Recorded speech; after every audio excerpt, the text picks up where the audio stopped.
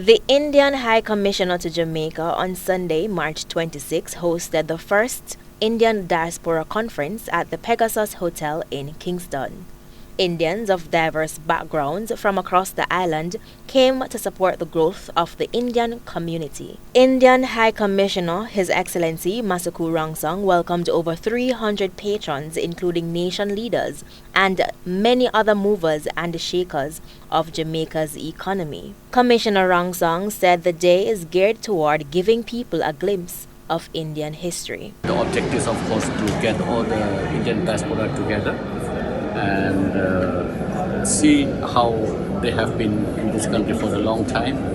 And it is also a platform providing them, especially of those second, third generation and the young people who we expect that they will come in here, to give them the opportunity to reconnect with the country of the origin or the country where they have descended from.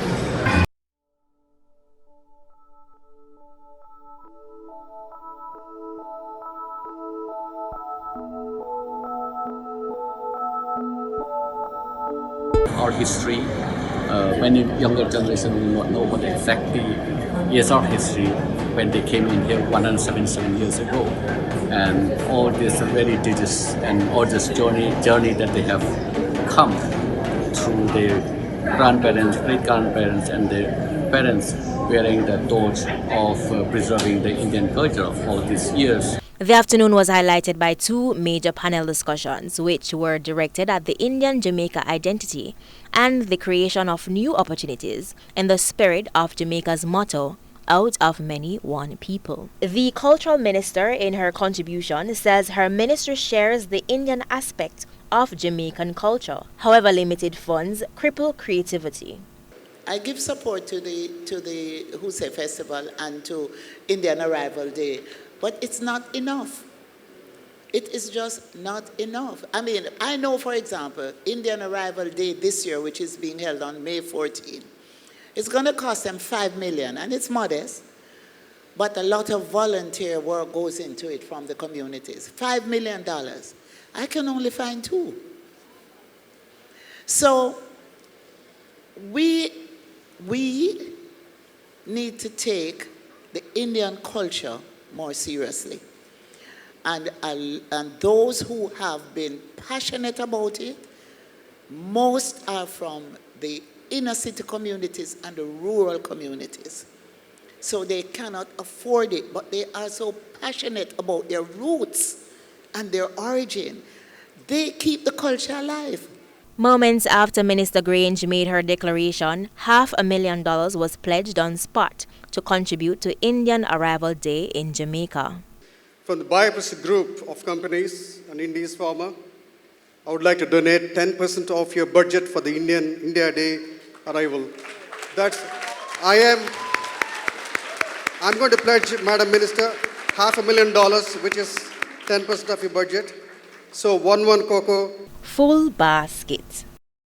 In focusing on India's growth as a nation and assets Indians bring to Jamaica, Senator Hill, in his keynote speech, stated that he employed 14 Indians to help him turn around the National Commercial Bank whilst being the CEO. I brought 14 of those diaspora Indians with me to help me turn around NCB. I couldn't do it without them.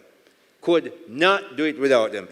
And they were vital to the success of implementing the Finacle software, which was brought from Infosys, along with the hardware infrastructure, as I came to run the bank as its CEO.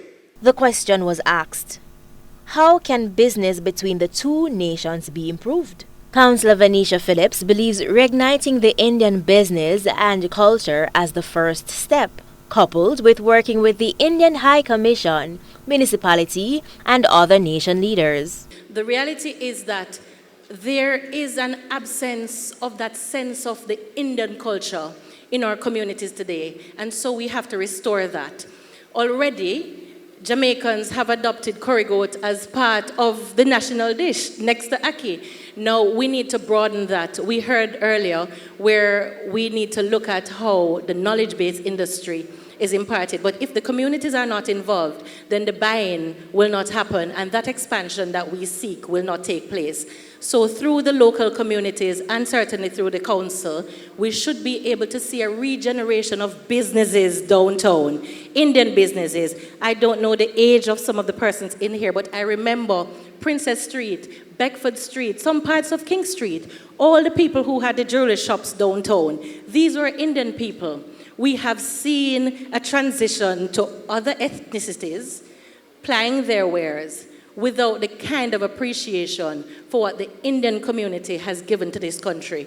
And so we need to reignite that. I believe through the municipality, we should be able to work with the High Commission to get business people back into the space. But it is important for us to incorporate whatever we're doing at the community level so that the average Jamaican can relate to the contribution of the Indians in our Jamaican culture. Meanwhile, PricewaterhouseCoopers' Wilford Bagaloo, during his contribution, says, So the trade is very small. 30 million into Jamaica from India, 2.5 million from Jamaica to India. That's not trading.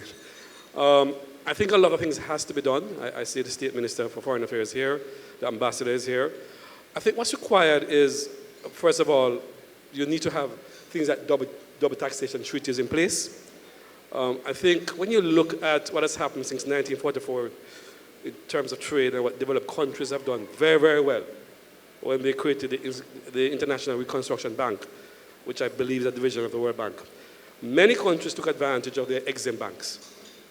Right. And China did that exceptionally well, having learned from the Europeans and Americans in the last decade.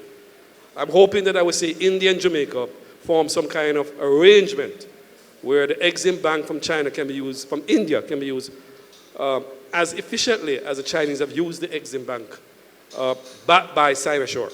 And I think what that will allow is a lot more trade between the countries. It will allow Indians to export into Jamaica, not taking the risk of Jamaica, but taking the risk of the Exim Bank, and vice versa. Right. And Jamaica will also have to revamp and really look at its own Exim Bank. And this is for both goods and services. I want to talk about something novel here. You look at all the countries that expanded after World War II. A lot of them use their Exim banks. And the Chinese mastered it in the last decade, or decade and a half, by creating an insurance product for it through Sinashore.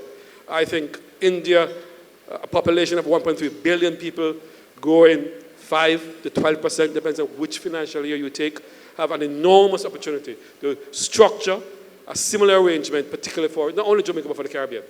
Jamaica is well positioned. That's according to SEPRAD's Richard Pandui.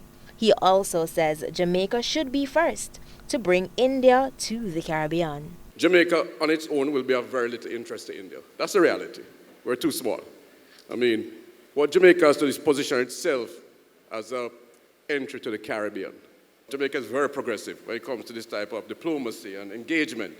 We should have been the one to be leading that process to bring India to the Caribbean. So we keep talking about Jamaica, and we're so proud, and we're so big, we're passing the Kuche, whatever, but all irrelevant. Right. All irrelevant.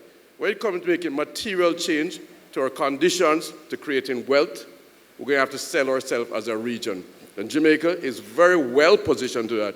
If we don't move super fast, we're going to lose that advantage. So to me, that's a very important factor. And I want to step back. We talk about Indians coming to Jamaica as indentured servants, etc., laborers. It's ironic where we are today. The Indians came to fill an economic need because there's a shortage of workers after slavery was abolished. Absolutely correct, yes. 200 plus years later, our Prime Minister is talking about the shortage of labor that's holding back our economy, and we therefore need importation of skilled people back into our country. Absolutely. Yes. The irony cannot be escaped. Everybody's talking about it, but not understanding it, that what's what we need. Huge opportunity again. Senator Hill says, all Jamaicans are invited to invest and profit and benefit from the investments and projects which are individually and collectively you plan and execute. I admire and support the Indian diaspora in Jamaica. I really do. Indeed, everywhere I have lived, and High Commissioner Masakwe Rungsung, I admire and congratulate you, Madam Zing, and your entire team for putting on this special and outstanding Indian diaspora event right here in Kingston. And thank you to the entire Indian diaspora in Jamaica for the many numerous contributions you have made to Jamaica, culturally, educationally, and economically, to Jamaica's growth, welfare, and well-being. This is Danniell Brown reporting for CVM TV.